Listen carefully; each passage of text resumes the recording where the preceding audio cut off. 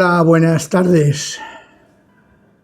Un sábado más, bajo el marco del estudio de Hechos de los Apóstoles, estamos llevando un paréntesis que he considerado y creo importante sobre la relación entre los creyentes en las iglesias. Y nos hemos parado en Corinto, porque Pablo predica y forma a la comunidad de Corinto. Y resulta que en las dos cartas se presenta una serie de problemas que ha de solucionar y que son aplicables a nuestras vidas. Habíamos llegado al capítulo 6, habíamos visto antes el capítulo 5, sobre aquel caso de inmoralidad sexual que se presenta dentro de la congregación. Y ahora Pablo sigue. Nuestras Biblias están divididas en capítulos, en versículos, y esto forma parte, de un sistema que nos sirven para localizar los pasajes. Yo tengo textos, por ejemplo, tengo la Torá y tengo el Nuevo Testamento también, sin la división entre números de capítulos y versículos. Y os lo aseguro, estoy tan acostumbrado a este sistema que me es muy difícil localizar algún texto, alguna frase, algún pasaje en esos libros. Claro que los se encuentran, claro que sí, pero hemos incorporado ya en nuestro quehacer de estudio este sistema. Y aquí en este caso vemos en el capítulo 6 de Primera de Corintios que casi continúa lo que ha dicho Pablo en el capítulo 5 sobre la inmoralidad sexual, que habló sobre aquel muchacho que tenía relaciones sexuales con su madrastra. Eso es lo que insinúa el texto. En el 5:13 dice Pablo: a los de afuera, es decir, aquellos que no son de la iglesia, ya los juzgará Dios.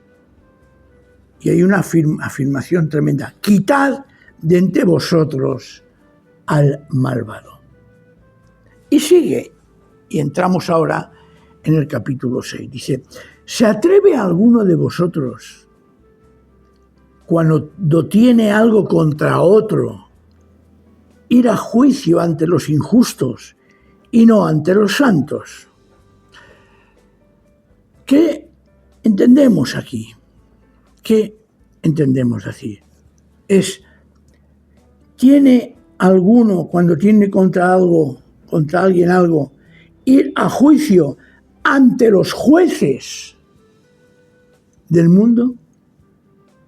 Es como si Pablo hiciera aquí una separación cierta, lo que es la congregación y lo que es el mundo. Y nos está diciendo que es terrible, porque después lo afirma, los motivos, que nosotros, los creyentes, que podemos tener un conflicto con otro hermano o hermana, lo tengamos que ir a solucionar fuera de la congregación y delante de personas no creyentes. Y la razón que da Pablo es extraordinariamente hermosa. Dice en el versículo 6:2: ¿o no sabéis que los santos juzgarán el mundo? Los santos se refiere a nosotros, los consagrados, aquellos. Recordad que ya hemos dicho que la palabra santo no significa lo que la Iglesia católica ha querido enseñarnos. No, la palabra santo significa apartado para Dios. Por lo tanto, ¿o no sabéis que las personas que están apartadas para Dios y por Dios son los que van a juzgar al mundo? Él pregunta y afirma, y si el mundo es juzgado por vosotros, no dice será, es juzgado por vosotros. Fijaos que es tremenda esta expresión. Si el mundo es juzgado por nosotros, nosotros lo juzgamos, nosotros dictamos sentencia, es que nosotros no somos capaces dentro de la Iglesia de juzgar. Y aquí yo añadiría con misericordia, con amor y con justicia de verdad. Cosas que en teoría deberían de ser menos complicadas. El versículo 13 es curioso, dice, ¿o no sabéis que juzgaremos a los ángeles?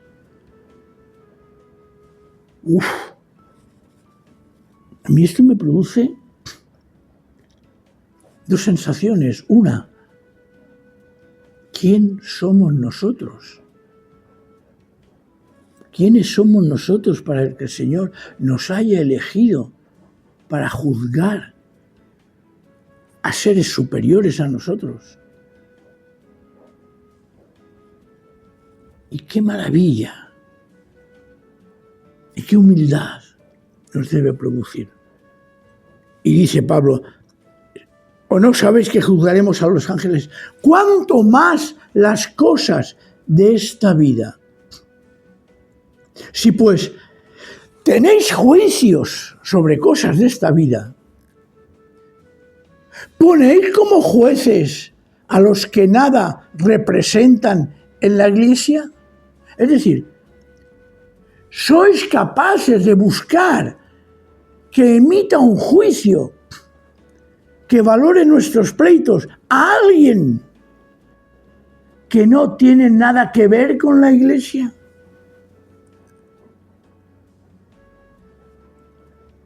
Y sigue Pablo, porque esto se producía en Corinto. Y lo tengo que volver a decir, como muchas veces lo he dicho, se produce en nuestras iglesias. Dice, para vergüenza vuestra lo digo. Así, ¿no hay entre vosotros ningún sabio que pueda juzgar entre sus hermanos? Sino que un hermano litiga, es decir, pelea con otro hermano, y esto ante incrédulos. Fijaos qué escándalo. Nosotros que en las iglesias decimos que vivimos en paz, que es el lugar donde reina Dios, que es el lugar donde hay que haber armonía, amor, perdón, comprensión, tolerancia. Somos incapaces de hacerlo. Y por ser incapaces, a veces hemos de ir a buscar tribunales humanos para que solucionen nuestros problemas. Yo sé de casos, no voy a citar ahora ninguno en concreto en el sentido de, pero sí que ha habido casos y muy cercano a nosotros en que se tuvo que ir a un juzgado humano para solucionar un tema sobre la propiedad de la Iglesia. Y fijaos lo que sigue. Ya por cierto, es un fracaso que tengáis pleitos entre vosotros mismos. Claro. ¿Por qué no sufrir más bien el agravio? ¿Por qué no sufrir más bien ser defraudados? ¿Por qué no somos capaces de buscar la paz desesperadamente entre nosotros antes de formar algo o que se forme o se crea algo que pueda ser motivo de escándalo para gente no creyente? ¿Cuántas responsabilidades tenemos los creyentes que durante tantos siglos a veces se han producido situaciones que han originado escándalos delante de los demás, delante de los no creyentes? ¿Qué pensáis o qué pensamos? ¿Que Jesús, el Señor ya resucitado, va a quedar indiferente ante eso? No va a quedar indiferente. Y el consejo es, el versículo 8 dice, pero vosotros, una afirmación, cometéis agravio y defraudáis, y esto a los hermanos. ¿Cuántas veces, hermanos, nos han defraudado? ¿Cuántas veces las intenciones de personas que se han presentado como creyentes y que realmente no lo eran, nos han engañado? ¿O cuántas veces incluso creyentes verdaderos, por qué no decirlo, han caído en las trampas del maligno y nos han engañado? Por eso la afirmación es tremendamente dura de Pablo. Pero vosotros cometéis el agravio y defraudáis, y esto a los hermanos. Y aquí viene una afirmación lapidaria a partir del versículo 9, que yo quisiera también, cómo no, aclarar.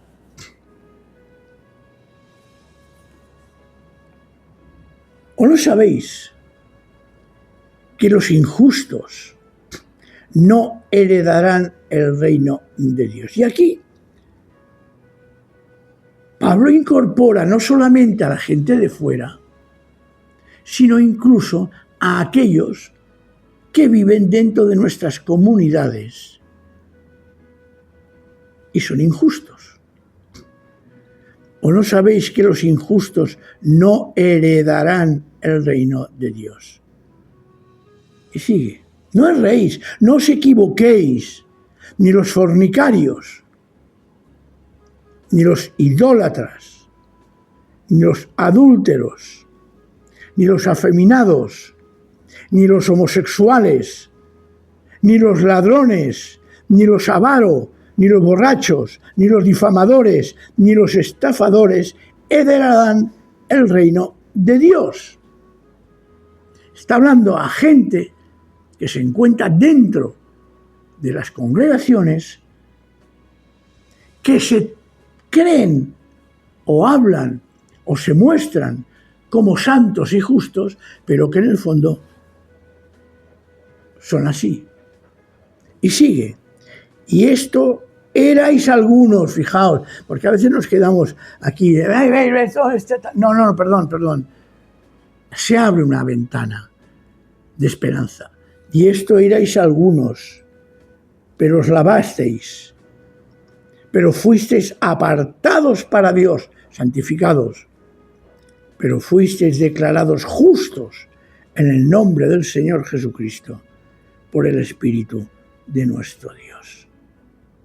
Claro que hay personas que llegan a nuestras congregaciones cargadas con una serie de situaciones complicadas. Claro. Pero la posibilidad que dentro de nuestras congregaciones haya un cambio y un giro en sus vidas está al alcance de la persona que está. Yo supongo que esto nos ayudará mucho a comprender muchas situaciones. Y aquí en este texto, en el versículo 9, hay dos palabras que aquí se traducen como afeminados y otra como homosexuales. En el fondo, la palabra afeminado es del griego malakoi y se está refiriendo a mujeriegos, licenciosos, lujuriosos, hombres que no saben controlarse sus impulsos delante de una mujer y se convierten en personas realmente desagradables, que buscan, estamos hablando dentro de la congregación, pero que han entrado y que tenían la posibilidad de cambiar, no quiero dejar de insistir en eso. Son personas que van, y permitirme la forma coloquial de decirlo, van detrás de las faldas. Eso existe. Y eso el Señor quiere que se controle. Quiere el Señor que eso se tenga sujetos a su voluntad. Y la otra palabra que aquí está traducida en el sentido de homosexuales, la palabra homosexual no existe como tal en el Nuevo Testamento.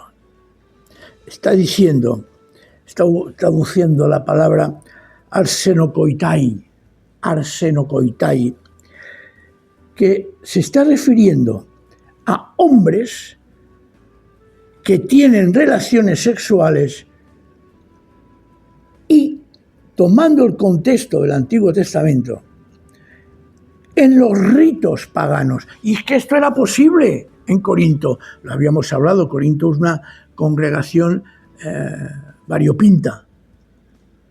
Es posible que algunos creyentes acostumbrados a sus antiguos dioses, a un arrastre, una serie de costumbres que están viviendo incluso dentro de la congregación cristiana.